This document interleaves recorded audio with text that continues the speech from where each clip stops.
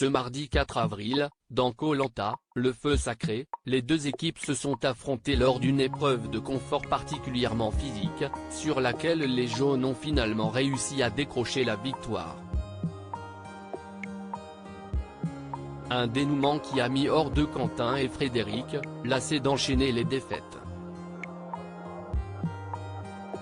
Dans Koh Lanta, le feu sacré, les candidats ont de plus en plus de mal à supporter la faim, le froid et surtout les défaites, en tout cas pour certains. Chez les Rouges, Quentin, le père de famille qui a frôlé la mort à 2 reprises, n'a jamais caché sa frustration extrême face au manque d'investissement de certains de ses coéquipiers sur les épreuves. Perso, Général Bol. Ce n'est même plus une spirale de défaite, si est-il l'hécatombe. On va finir à 2 ou 3 rouges à la réunification, ça va être bien. La colère prend le dessus, Gênes est gros sur la patate, avait-il confié à Denis Brognard, après être passé à côté d'un confort de rêve, remporté par les jaunes. De retour sur le camp, le jeune homme avait continué à pester, lui qui ne parvenait pas à digérer cette nouvelle défaite.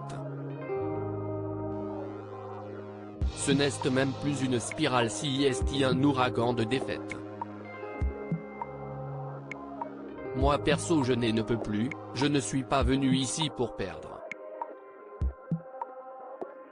Si les autres arrivent à passer outre en 5 minutes tant mieux. Moi je n'y arrive pas. Je ne sais pas ce qui ne fonctionne pas dans cette équipe. Général Bol de la morosité sur le camp, avait-il déclaré. Quentin et Frédéric s'expliquent avec le reste de l'équipe, Anne-Sophie pointait du doigt ce mardi 4 avril, Quentin n'avait toujours pas retrouvé le sourire, alors que l'équipe des Rouges a encaissé un nouveau revers, passant à côté d'un confort inoubliable, une plateforme flottante sur laquelle les vainqueurs ont pu déguster des fruits de mer, des nouilles et des glaces. À la fin de l'épreuve, sur laquelle les aventuriers de chaque équipe étaient attachés les uns aux autres, permettant aux premiers de la file d'attraper des témoins placés devant eux, Quentin a lancé, très agacé, si personne n'avait envie, il fallait rester au camp. De retour sur le camp, Quentin et Frédéric ont cette fois pris la parole à 2, frustrés par les performances moyennes de leurs camarades.